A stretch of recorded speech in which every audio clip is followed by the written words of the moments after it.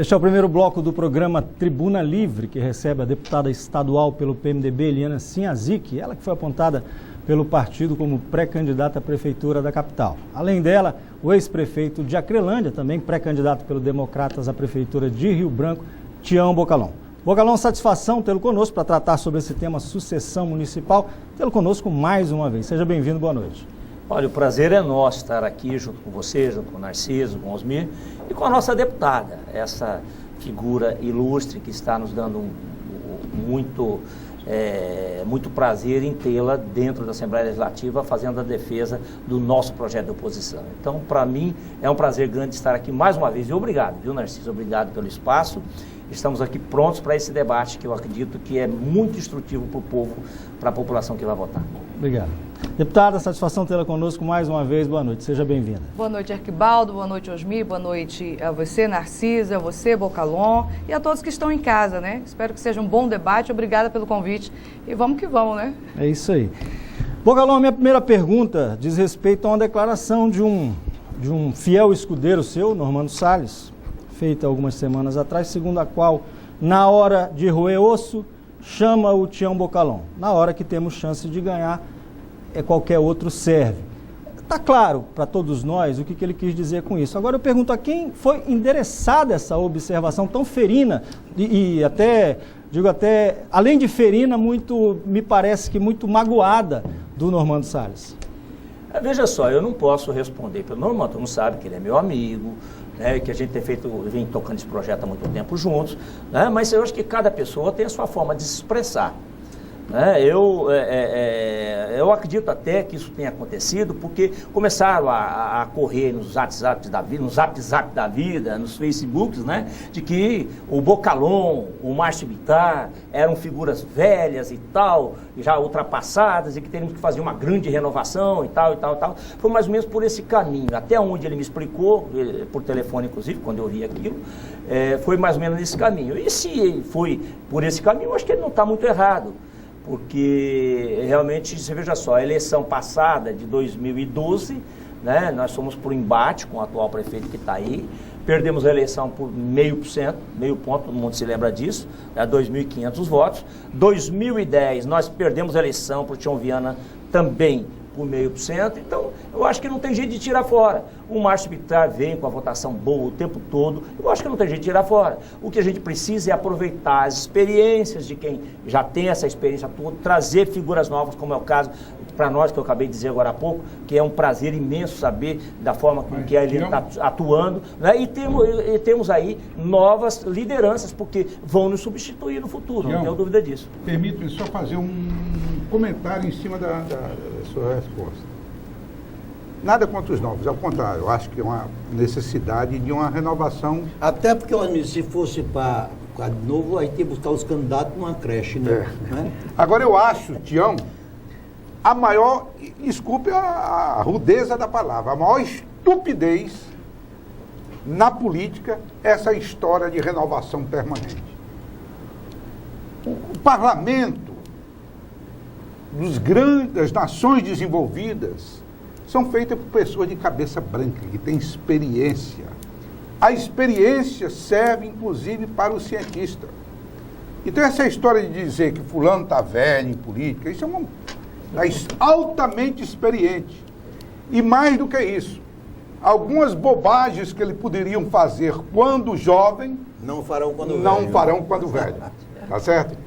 Apesar de não ser contra uma renovação. Mas você não está fazendo um convite para a Eliana pintar o cabelo de branco, não? Não, a Eliane já tem experiência. Basta eu não usar mais aquela água milagrosa que eu tenho no meu chuveiro lá em casa, que fica todo branco. Deputada, vou falar nisso. O Bocalon citou a votação deles, citou a votação do Márcio Bittar. Essa votação é deles ou é da oposição? Eu acho que essa votação é da população de Rio Branco insatisfeita com a forma petista de administrar, né?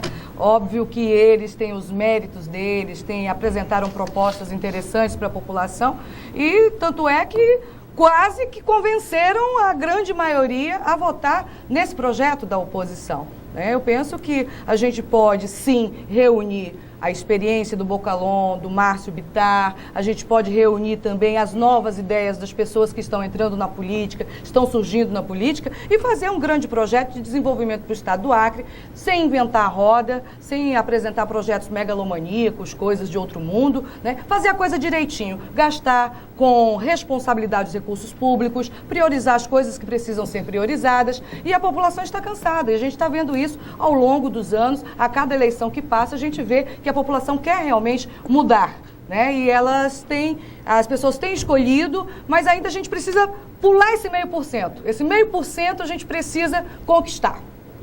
O que está faltando, Bruno? Pois não, assim, depois eu pergunto. Eu acho que a provocação do Osmi com relação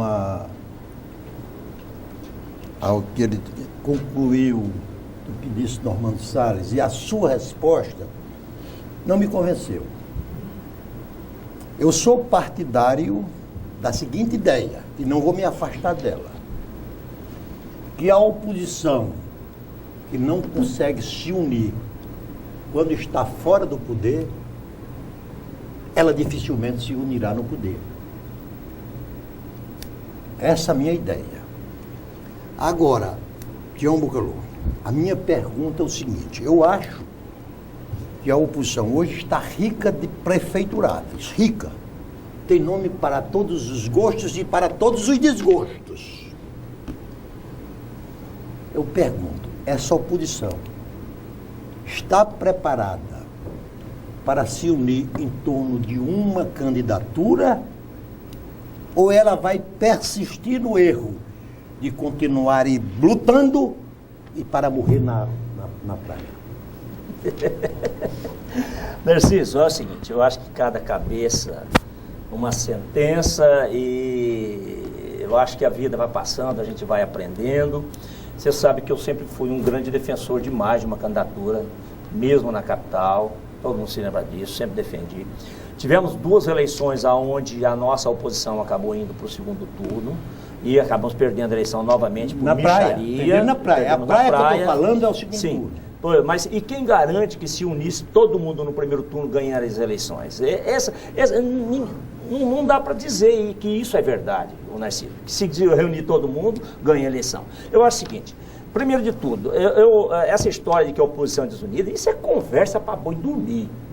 Ela não aceita esse tipo de coisa. É a conversa que já te levou à derrota 2 ou 3 vezes. Não é para boi dormir, não. Não é conversa para boi dormir. Mas a oposição não tem o que o governo tem, rapaz. A oposição não tem cargo para oferecer, a oposição não tem dinheiro para oferecer. Não tem, a oposição, o que une a oposição... Mas, Tião, permita-me aí, e você prossegue. Você prossegue. Quando termina a eleição, você mesmo se queixou do Wagner Salles, de não ter feito campanha lá em Cruzeiro do Sul e que talvez tenham perdido por isso. O senhor Márcio Bittar já reclamou do Gladys Caneli de não ter ajudado. Ora, não é Mas é porque não foi o PT que perdeu. Se o PT tivesse perdido a eleição, eles iam culpar alguém também. Então isso é coisa natural do jogo. Não vem com essa não. Olha, para mim é o seguinte, nós precisamos, cada partido, você veja só, como é que você deixa um PMDB sem ir para a rua com o número 15 por tanto tempo? Como é que você deixa de lado um PSDB? Como é que você deixa, hoje o Democratas, que está começando a ser reativado novamente, né? Então, eu acho que nós temos que deixar, aqui na capital tem 2 turnos, por isso que eu sempre disse, apesar de que eu, particularmente agora, depois de 2 derrotas no segundo turno, eu até assimilei um pouco essa ideia que se puder, que se tem uma candidatura só. Mas se não vejo nenhum problema. O que não pode acontecer é o que aconteceu realmente, aí aparece um pouco de razão, de que a oposição não se uniu mesmo no primeiro turno. No primeiro turno, quem não se lembra, o Fernando Melo, a serviço do PT, não sabe, porque depois ele voltou para lá, batia no Tião Bocalon. Quer dizer, não podia acontecer isso. Então, o que a gente está conversando agora, em 2010... O que eu acabei de confirmar, meu amigo. Em 2010... O Fernando era candidato de quem? PMDB. Mas em 2010, a gente conseguiu juntar todo mundo, entendeu? Andar o estado todo. O Rodrigo era candidato, você se lembra disso. O Rodrigo era candidato, acabou a gente rodando o estado todo com a caravana da mudança e ficou uma coisa legal. No final acabou saindo tendo só a nossa candidatura dentro daquele grupo, né? Para ter outras candidaturas de outros partidos menores. Mas, e essa vez, a gente está conversando novamente. Já conversamos eu com a Eliane, eu com a Socorro, né? A gente está conversando que nós precisamos fazer com que não aconteça mais o que aconteceu, por exemplo, em 2012, entendeu? E eu acho que lá no PT, lá na Frente Popular, só existe união. Por quê? Quando o cara ameaça de sair, toma um carguinho aqui, toma um carguinho ali, nós não temos isso para oferecer. Outra coisa, aqui tem democracia, todo mundo fala, bota as suas ideias. Lá não, lá ou um cabra manda, acabou. Ele chama todo mundo, ó, você cala a boca, não fala mais, e o cabra não fala mais. Mas então, não é bem assim. essa é a diferença. Aqui tem democracia. Você vai falar. Não, só um ligeiro parte. Você toda a vida me interrompe, por quê? Eu gosto de polemizar contigo. Pois não. Eu posso falar? Quem vai falar? Eu posso falar? Eu transmito a palavra para você, Eliane. Vai lá. Então garanta a minha assim, fala, pelo amor de Deus. Garanta a minha fala. Do PMDB, o partido mais estruturado no Brasil, que é a nível de Senado, Câmara Federal, Assembleia Legislativa, Prefeitura e Câmara Municipal. Com certeza. Há 20 e tantos anos é coadjuvante da política brasileira que não chega até o primeiro. O teu partido é pior ainda. Aí você me falar que aqui no MAC tem que ter candidatura própria, quando o partido de vocês lá em cima nunca apresentaram candidatura. Eu quero complementar no seguinte, que colocou o Tião, seguinte você fala, minha querida, você vai falar o Tá tempo difícil todo. aqui, Não, viu? Não, só um minutinho. O Tião falou que... É que é por idade, deputado, então o deixa Tião ele falar. falou que... Então eu vou para casa. Não se une porque não tem cargo a oferecer. Não é nada disso. O MDA não tinha nada a oferecer e se uniu. Vamos parar com isso. Gostei. Também. O MDA não oferecia nada, a não ser um projeto de governo, um projeto de administrar. E mais do que isso, os líderes que compunham o MDA não olhavam para o seu umbigo, olhavam um projeto maior. Daí é que se uniram. Agora aqui, cada um, na oposição, está querendo olhar a eleição que vai vir agora em 2018. Não, eu tenho que formar o meu quadro para poder, amanhã, eu ser beneficiado por ele. Isso que é o problema. Permita eu discordar de você hoje, Claro. com relação ao MDA. Naquele momento, vocês acharam que fizeram a grande sacada do momento. Unir todo mundo em torno de um grande projeto, mas nessa união, vocês abriram feridas que até hoje não cicatrizaram. Vocês abriram feridas com pessoas que queriam ser candidatas, não tiveram. César Messias foi um deles. Deixou a oposição e foi apoiar o governo. Não, mas já foi no segundo tempo. Exatamente, porque Não foi nada no primeiro tempo, ele foi o candidato. Vamos deixar a deputada falar? Vão por garantir gentileza? a minha fala ou não? Fazia tempo que ela estava esperando. Por favor. O que acontece? Naquele momento foi impositivo. As candidaturas foram impositivas, foram ditatoriais até.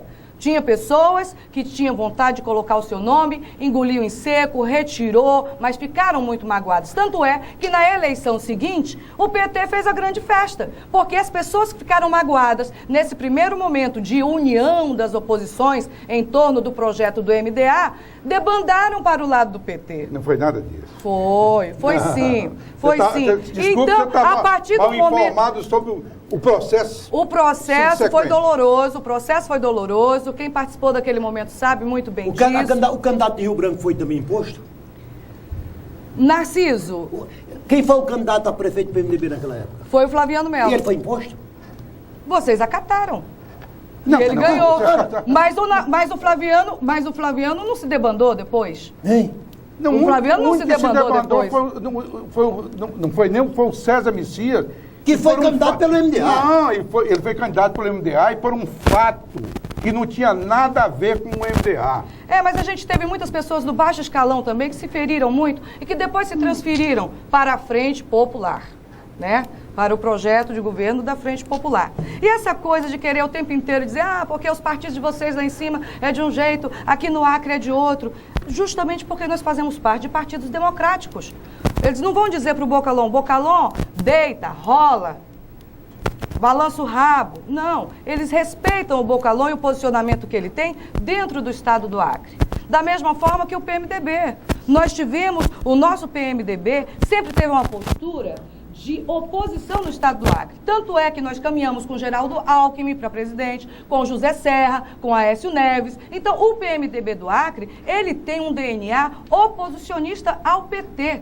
Não adianta, não adianta. Não, no Acre, no Pernambuco, no Mato Grosso, no Rio Grande do Sul, né? A gente tem essas divergências. E eu faço parte, junto com o PMDB do Acre... O PMDB, em grande maioria, é PT.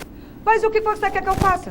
Não Pode um pai ser condenado, por exemplo, pelo crime que cometeu um filho? Eu não posso responder por pessoas do PMDB que, de repente, estão apoiando Dilma ou estão fazendo uma coisa errada aqui e outra ali. Nós não podemos responder. Você não pode falar dessa forma, Eliane. O presidente nacional do partido é vice-presidente da República. Ótimo. Numa chapa. Ótimo. Então, os divergentes são vocês aqui. Somos. 49% do PMDB nacional é divergente, Osmir. Não. 49%. Onde é que está medindo isso? Michel Temer, na convenção, ganhou para fazer aliança com o PT por 51% dos votos. O deputado Flaviano Melo apoia o governo? O quê? O governo Dilma? Não, tá não na base? apoia. Ele não está na base? Não, apoia o que é necessário apoiar no ponto de vista que a gente precisa. Gente, a gente não pode ser contrário. Essa conversa de apoiar o que é bom para o governo é conversa de bêbado para delegado. Não é bom para o governo, o que é bom para o povo. Não. O que é bom para o povo, Narciso. Eu nunca vi um político dizer que vai reprovar o que é bom para o povo. Nunca vi. Isso é conversa de bêbado para delegado. E tem mais, o presidente da República não põe nada contrário, quase que ele vem intencionalmente contrário ao povo.